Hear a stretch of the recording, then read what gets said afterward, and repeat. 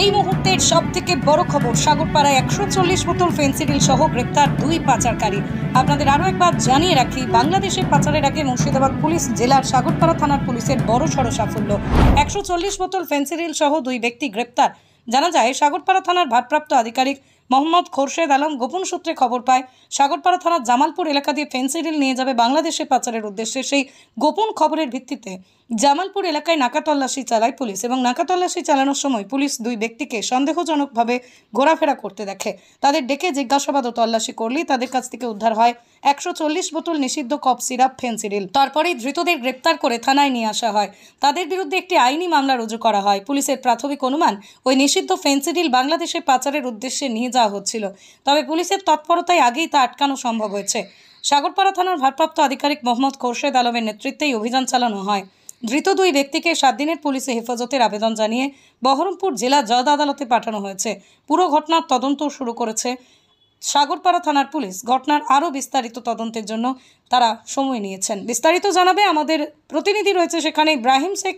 ইব্রাহিম, সঠিক কি তথ্য সেখানে রয়েছে জানাও আমাদের। ব্যুরো রিপোর্ট, খবর 24, যা সত্য তা প্রকাশিত। বাংলাদেশে পাচারের আগে 140 বোতল ফেন্সিডিল সহ 2 ব্যক্তি গ্রেপ্তার সাগরপাড়া থানার পুলিশের হাতে।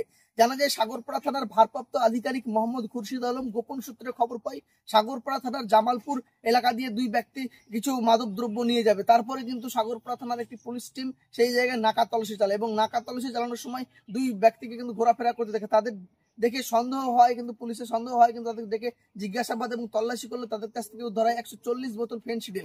তারপরে কিন্তু তাদেরকে গ্রেপ্তার করে সাগরপাড়া থানা পুলিশ। জানা যায়, এই মাদকদ্রব্য ফেন্সিডিল কিন্তু বাংলাদেশে পাচারের উদ্দেশ্যে যাচ্ছিল, কারণ এই ফেন্সিডিল কিন্তু চোকো জাতীয়, যদিও মানুষের কাছে পরিচিত, এবং এটি মারাত্মক মাদকদ্রব্য জিনিস এবং বাংলাদেশে এটার বাজার মূল্য অনেক। সেই কারণে কিন্তু তারা কিন্তু বাংলাদেশের উদ্দেশ্যে যাচ্ছিল, এমন কিন্তু জানাচ্ছে পুলিশ কর্মীরা।